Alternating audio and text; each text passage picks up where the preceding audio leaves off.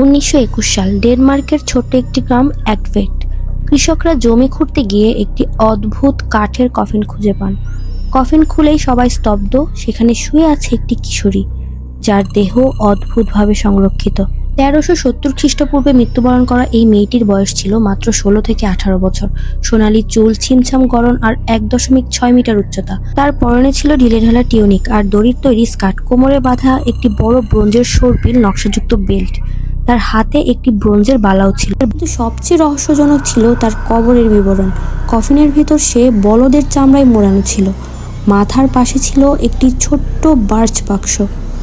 তাতে ছিল একটি সুচ, ব্রোঞ্জ পিন আর চুল বাঁধার জাল। তার পায়ের কাছে পাওয়া যায় 5 থেকে 6 বছর বয়সী একটি শিশুর দাহ করা দেহাবশেষ। কিন্তু কিভাবে মেয়েটি মারা গেল, আর শিশুটিই বা কে? গবেষকরা মনে করেন এই মেয়েটি স্থানীয় নয়, বরং দূর থেকে এসেছিল। তার